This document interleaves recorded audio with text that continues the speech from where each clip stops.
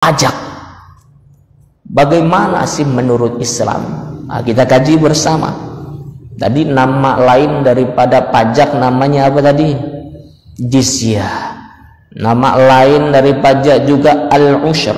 Nama lain dari pajak juga al-maksu. Nama lain dari pajak juga ad-dhuribah.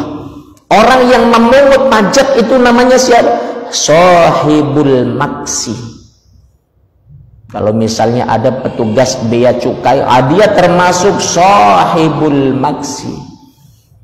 Pajak itu apa saja Ustaz? Termasuk yang dibahas, termasuk pajak kendaraan, pajak bumi dan bangunan, pajak penghasilan, pajak pertambahan nilai PPN, pajak jual beli barang-barang mewah, dan lain sebagainya. Semuanya tidak luput dari hukum-hukum Allah Subhanahu wa Ta'ala. Kita kaji dulu dari ayat yang ini menjadi dalil umum. Di dalam Quran surah An-Nisa ayat ke-29, apa kata Allah? A'udzubillahi minasyaitonir rajim. Bismillahirrahmanirrahim.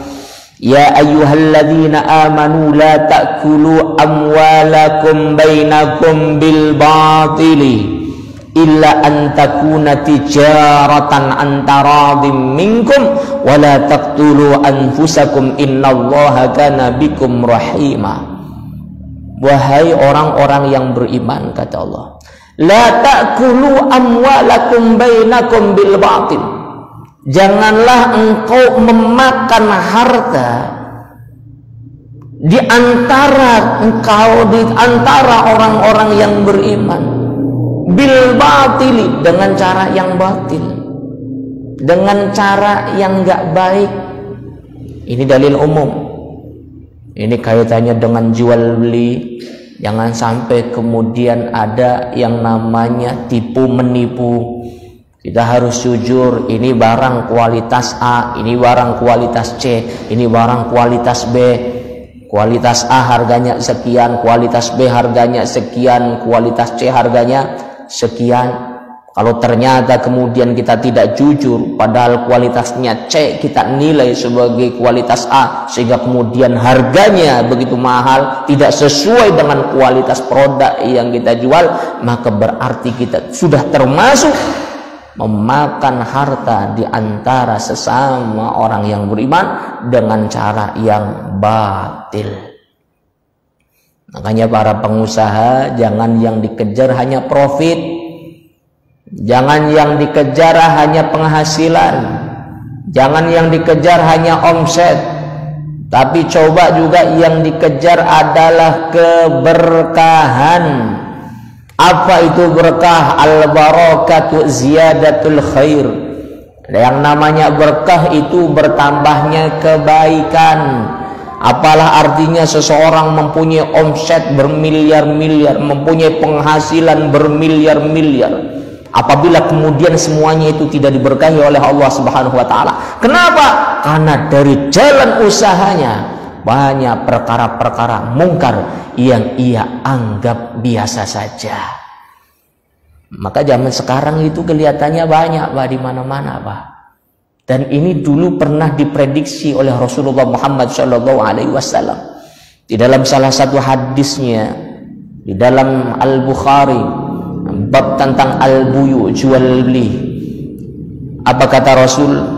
La ya'tiyanna 'alan nasi zamanun la yubali al-mar'u bima afdal mala amin halalin aw min haramin. Kata Rasul, akan tiba satu masa di mana seseorang tidak mempedulikan jalan rizki yang ia dapatkan, apakah itu dari jalan yang halal atau jalan yang haram.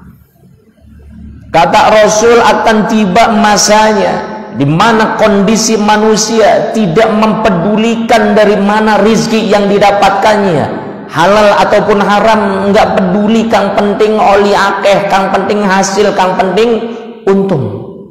Dan ini lebih dari 1400 tahun yang lalu pernah disampaikan oleh Rasulullah Muhammad Sallallahu Alaihi Wasallam. Ketika ternyata sekarang terbukti, oh berarti ini tanda-tanda akhir zaman. Ustadz, kalau zaman sekarang kita ini terlalu jujur amat, kita nggak bakal dapat untung banyak, Ustadz. Jadi ya titik-titik si bohong, titik-titik curang sih ya nggak apa-apa lah. Insya Allah Gusti Allah ge makfu ning dosane isun nih jare sapa, walaupun dosa kecil kalau terus-terusan dilakukan maka itu menjadi dosa besar.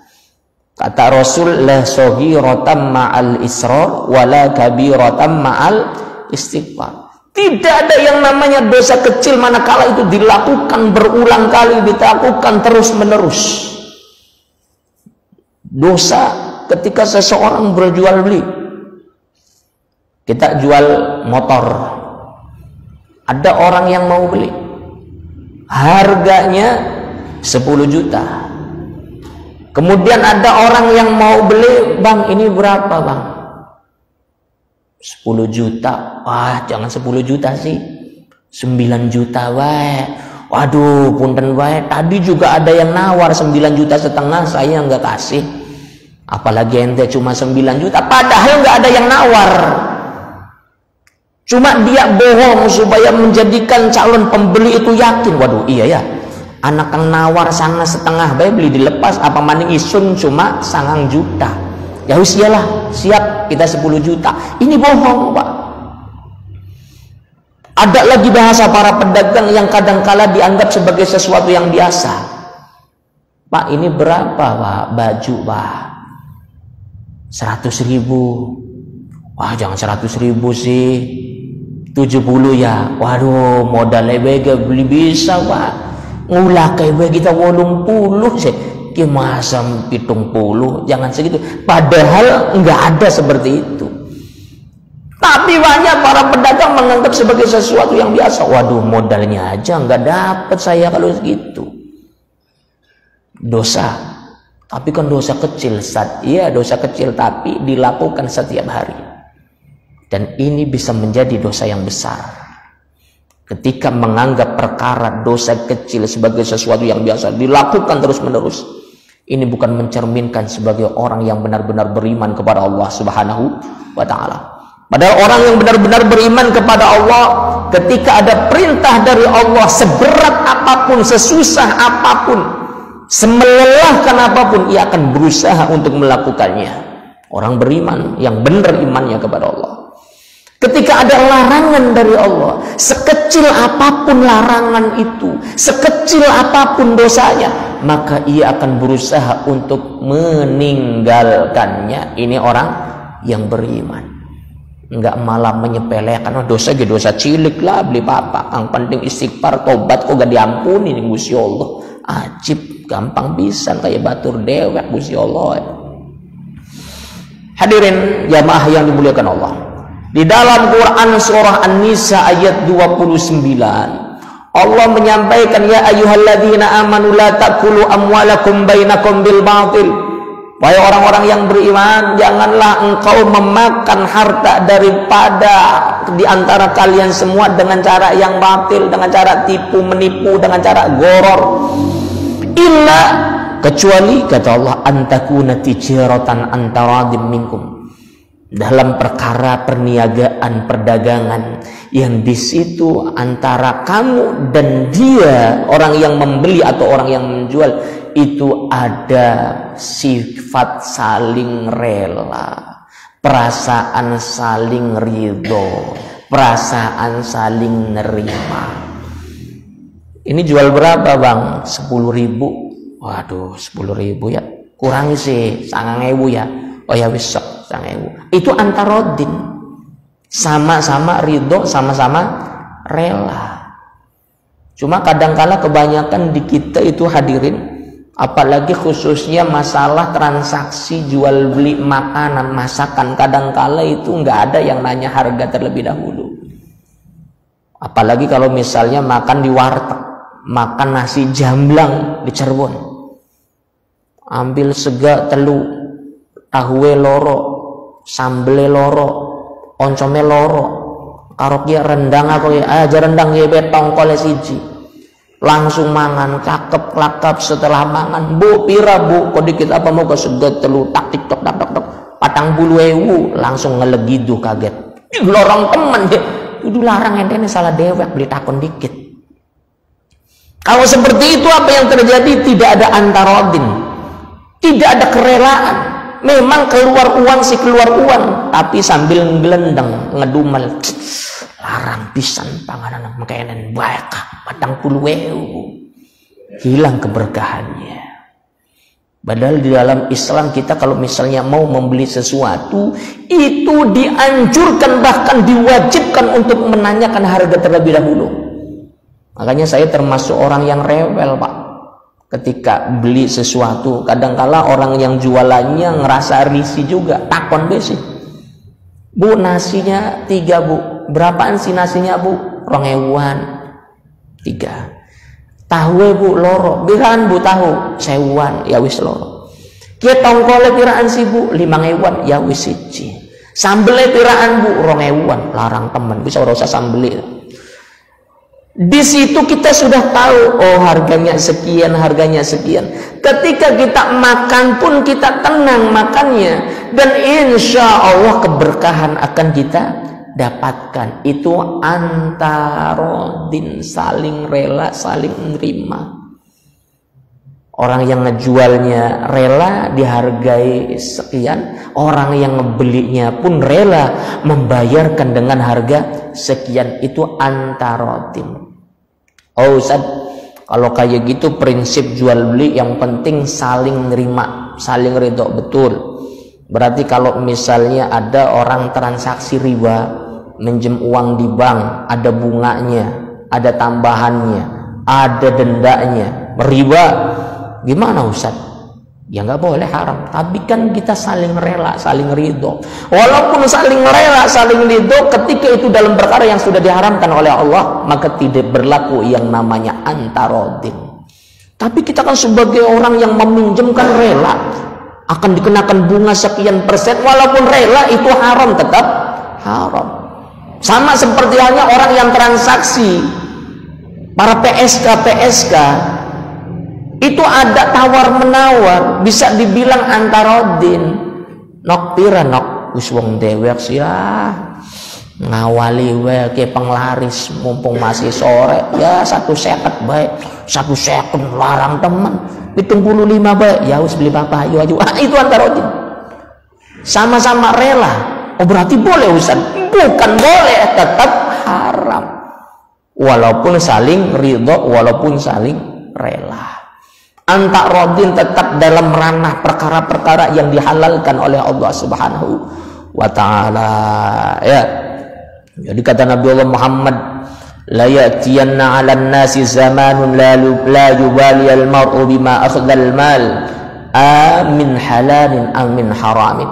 Akan tiba satu masa di mana manusia, seseorang dia tidak peduli hartanya dari mana dia dapatkan, apakah halal ataupun haram. Ketika itu terjadi berarti tanda-tanda banyak manusia sudah meninggalkan aturan-aturan Allah Subhanahu wa ta'ala. Ketika sudah banyak orang yang meninggalkan aturan-aturan Allah, itu bertanda kiamat sudah dekat.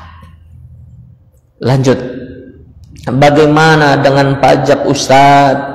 Maka di sini ada satu hadis dari Rasulullah Muhammad sallallahu alaihi wasallam.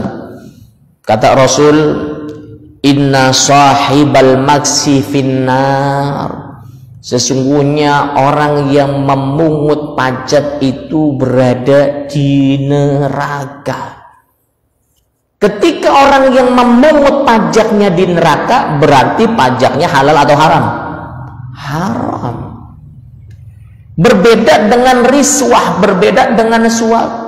Kalau suap, kalau riswah, ar-rasi wal murtasi finnar. Orang yang menyuap dan orang yang disuap sama-sama di neraka. Kenapa? Karena dua-duanya berarti nggak benar. Yang nyuapnya nggak benar, yang disuapnya pun nggak benar. Yang nyuapnya nggak benar. Ente pilih sun ya, engkau pemilihan sugikili bupati pilih sun Asia. yang nerimanya juga nggak benar juga. Makanya Rasulullah menyampaikan terkait dengan suap, terkait dengan riswah, ar-rasi wal murtasi finnar. Orang yang menyuap dengan orang yang disuap sama-sama di neraka. Maka hati-hati. Nanti kalau ada serangan fajar, pilbub nanti ini beberapa hari ke depan, jangan diterima. Haram hukumnya. Wah, lagi butuh duit isune Pak Ustadz. Yaitu ya ada Kanjeng Nabi, akan tiba satu masa di mana seseorang dia tidak peduli hartanya didapatkan dari mana. Sekarang banyak alasan isun lagi butuh duit, setelah mau ditolak ya eman ya. Ya ini kata Nabi Muhammad, kalau nganong al-blubudu wal-beleruan dablegu nih kayak makanan. Ya, kata Rasul, inna sahibal magzi finnar, sesungguhnya orang yang memungut pajak itu berada di neraka. Saya wajib menyampaikan hal ini. Enak nggak enak wajib sampaikan. Pahit sekalipun wajib saya sampaikan. Yang namanya al-haq wajib disampaikan walau kana murron, walaupun pahit. Orang-orang yang kerja di perpajakan, waduh Ustaz pahami. Gawe panas isun wae, enda temen panas ning dunia. Supaya pada sadar pajak yang sekarang ini bahkan dari segi mudorotnya luar biasa. Bagaimana kemudian banyak pengusaha yang usahanya sudah nggak jalan tapi pajaknya masih dipaksa untuk membayar. Ada salah seorang pengusaha susu di Boyolali, usahanya sudah tutup, usahanya sudah sepi, usahanya sudah bangkrut, tapi pajaknya dipaksa untuk membayarnya lebih dari 1 miliar, hingga akhirnya dia menyerah, saya nggak bisa untuk membayarnya. Akhirnya ya udah setengahnya saja, 650 juta pajaknya saja. Setelah bayar pajak kemudian tutup dia usahanya. Ngapain? Usaha beli jalan, pajaknya kongkon tetap bayar. Berarti apa di sini? Termasuk orang yang melanggar daripada firman Allah Subhanahu wa taala Quran surah An-Nisa ayat ke-29. La ta'kulu amwalakum bainakum bil batil. Jangan engkau memakan harta di antaramu dengan cara yang batil. Kalau seperti itu kan berarti maksa, Pak. Maksa. Apalagi kendaraan, ada motor, ada mobil, kendaraan-kendaraan sendiri masih dipajaki. Priwe carane kayak pun ceritanya lu priwe. Kalau misalnya nggak bayar pajak, bakalan digedor sama aparat, langsung disita kendaraannya. Gue kendaraannya isun dewek, kenapa disita? Gara-gara beri bayar pajak, lah dipaksa priwe ceritanya kayak ngono. Maka benarlah kata Rasul, inna sahibal magzi finnar. Sesungguhnya orang yang memungut pajak itu berada di neraka. Bagi ikhwatillah hadirin yang dimuliakan Allah Subhanahu wa taala. Ustaz, apakah di zaman Rasul ada yang namanya pajak? Oh, ada. Zaman Rasul ada yang namanya al-kharaj, pajak bumi. Ini dijelaskan oleh Imam Ibnu Qudamah di dalam kitabnya, yakni saya sudah mencatat di sini. Kata Imam Ibnu Qudamah, dijelaskan bahwa al-kharaj, pajak bumi itu ada dua. Yang pertama, bumi atau tanah wilayah yang dikuasai oleh umat Islam dengan tanpa melalui peperangan. Seperti halnya Madinah, seperti halnya Yaman. Itu tanpa peperangan umat Islam mendapatkannya. Maka di situ umat Islam bisa menguasai tanah itu. Bagaimana dengan orang-orang kafir di sana? Orang-orang kafir di sana boleh untuk menggunakan tanahnya, nggak masalah, wong tanahnya dewek. Tapi dia wajib membayar jizyah, membayar kharaj. Kharaj itu pajak tanah. Dia punya rumah di situ, dia punya kebun di situ, dia punya toko di situ. Wajib bayar kharaj, pajak tanah. Kenapa? Karena ia termasuk orang kafir harbi. Kapan kemudian dia berhenti dari membayar pajaknya kepada negara? Ketika dia sudah masuk Islam, berhenti dia membayar pajaknya. Yang kedua, kata Imam Ibnu Qudamah, tanah yang diperoleh dengan cara peperangan. Seperti halnya apa? Seperti halnya dulu Konstantinopel, sekarang Turki, dikuasai oleh kaum muslimin ketika mampu ditaklukkan oleh Sultan Muhammad Al-Fatih. Peperangannya luar biasa, membutuhkan waktu berminggu-minggu bahkan berbulan-bulan, persiapannya bahkan bertahun-tahun, hingga akhirnya Konstantinopel dikuasai. Maka tanah Konstantinopel, tanah Istanbul Turki itu menjadi hak milik bagi kaum muslimin. Orang-orang kafir yang gak menyerah, mereka kabur. Karena itu sudah menjadi hak milik bagi kaum muslimin, maka tanah Konstantinopel termasuk juga tanah Palestina itu merupakan tanah wakaf bagi umat Islam. Tidak boleh dikuasai oleh orang lain, apalagi oleh orang kafir. Kalau ada orang kafir mau menggunakan boleh, yang penting ada sewanya. Dan sewa itu termasuk pajak yang dipungut oleh umat Islam atas orang kafir. Ustaz, kok pajak hanya dikenakan kepada orang kafir saja? Bagaimana dengan umat Islam? Umat Islam nggak ada pajak, Pak. Enak berarti umat Islam? Ya enak, tapi wajib membayar zakat. Orang kafir mereka dipaksa membayar pajak, itu pun hanya pajak bumi saja. Dia punya kendaraan nanti nggak akan ada pajaknya. Dia punya usaha nanti nggak akan ada pajaknya. Dia punya motor, dia punya mobil, dia tidak akan diwajibkan membayar pajaknya. Kalau sistemnya sistem Islam negara kita, Pak.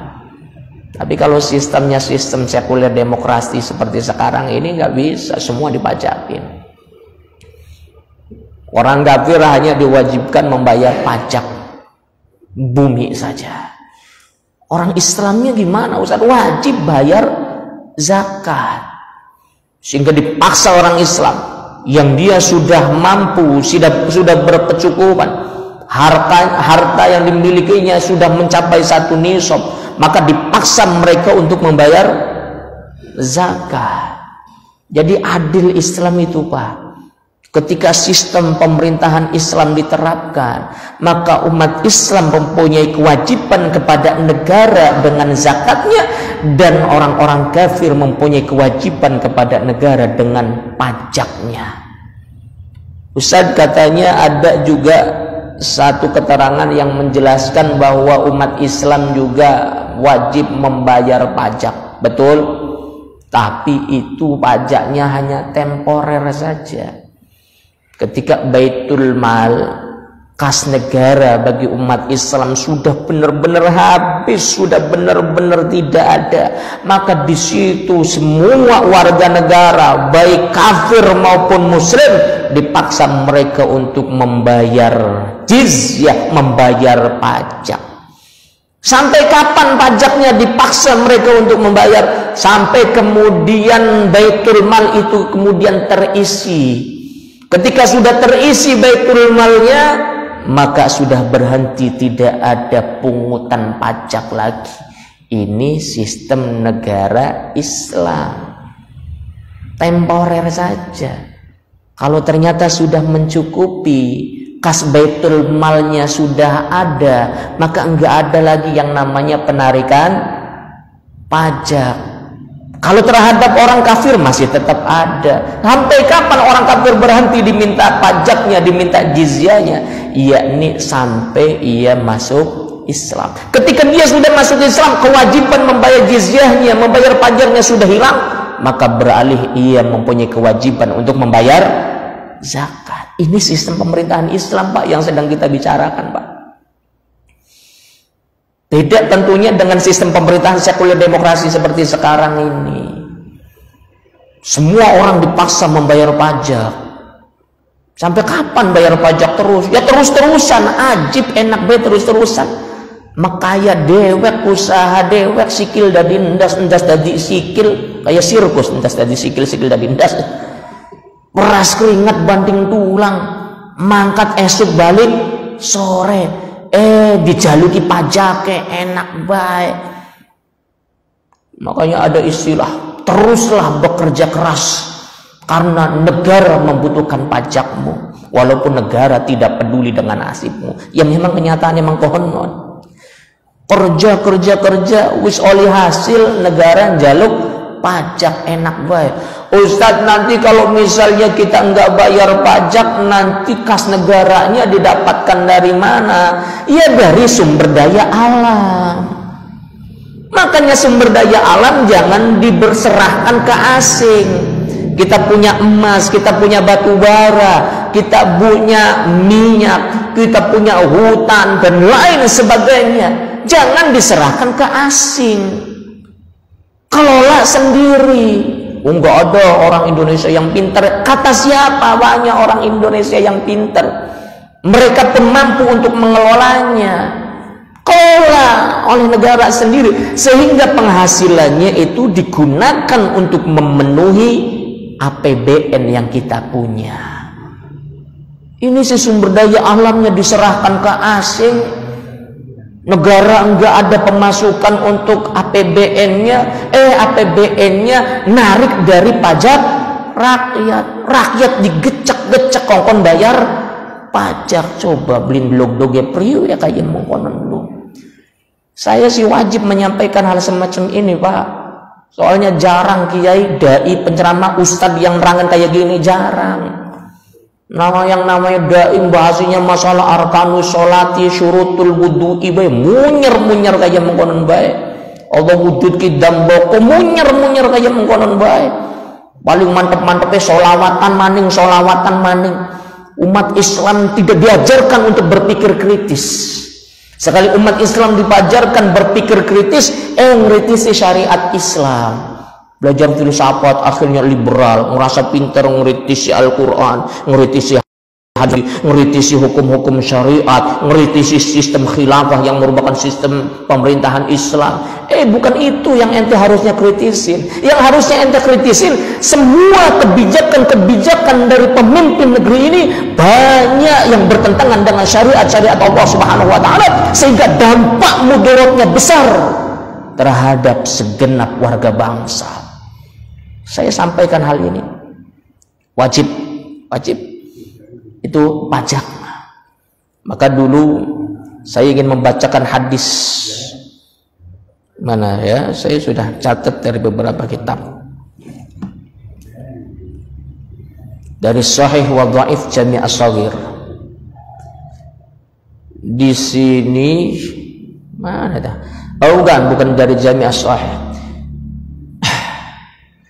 Di sini dijelaskan an Abil Khair radhiyallahu an, dari Abil Khair radhiyallahu an.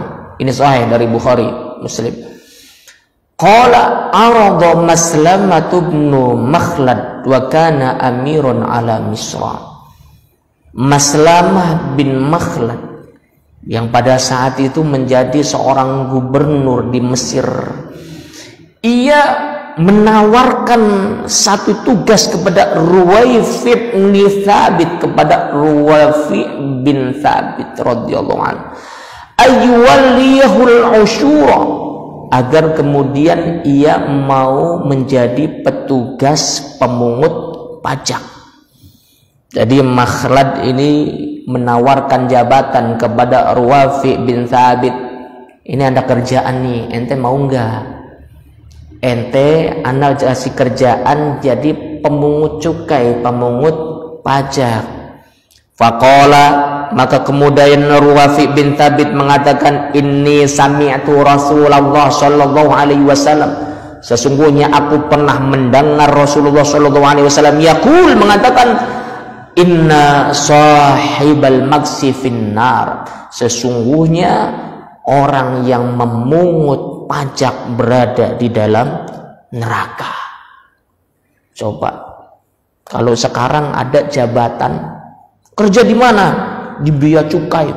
Gajinya berapa? 30 juta. Kira-kira diterima atau tidak, Pak? Nyato lu cari surga kenapa? Kerjaan kerjaan bermasalah. Tapi gimana lagi Ustaz, sistem negara kita seperti ini. Yaitu dia, sistem negara kita sistem rusak. Sehingga rakyat dipaksa untuk terus menerus pada kemungkaran, terus menerus pada perkara-perkara yang diharamkan oleh Allah Subhanahu wa Ta'ala. Berarti kan kita darurat, Ustaz. Memang darurat, tapi yang namanya darurat jangan terus-terusan darurat. Harus ada ikhtiar kita keluar dari zona darurat. Kayak kita lagi jalan-jalan di hutan kehabisan bekal, nggak ada makanan lain kecuali makanan haram. Darurat boleh, tapi jangan kemudian kita menikmati wis beli papa darurat terus. Jangan, harus ada ikhtiar bagaimana kemudian kita keluar dari wilayah darurat. Begitupun kita, memang benar kita darurat. Semua rakyat dipaksa untuk membayar pajak. Pada akhirnya apa yang terjadi? Pada akhirnya mereka berarti melakukan perkara yang diharamkan oleh Allah Subhanahu wa Ta'ala, khususnya lagi adalah bagi para pemungut pajaknya. Darurat, Ustaz, memang darurat, tapi kita harus ada ikhtiar keluar dari zona darurat. Bagaimana caranya? Kita terus menasehati penguasa agar mencampakkan sistem sekuler demokrasi dan menerapkan sistem pemerintahan Islam, yakni khilafah Islamiyah ala minhajin nubuwah. Sampaikan hal semacam ini, Pak. Sampaikan. Kita nggak mau terus menerusan pada zona yang dilarang oleh Allah Subhanahu wa Ta'ala dengan mengatasnamakan darurat. Kita punya lisan, kita wajib menyampaikan. Ustaz, itu radikal, itu keras, itu ekstrem. Radikal, keras, ekstrem itu kalau pakai kekerasan. Kalau pakai makar, kita kan hanya dakwah menyampaikan bagaimana sistem Islam mengajarkan untuk membangun satu negara, agar jangan sampai negara ini terbiasa dengan perkara-perkara yang diharamkan oleh Allah Subhanahu wa Ta'ala. Di apa diantaranya perkara yang diharamkan oleh Allah? Yakni pajak. Maka aneh kalau ada orang dia selalu mengeluh pajak mahal, kita lagi susah, pajak terus dipaksa.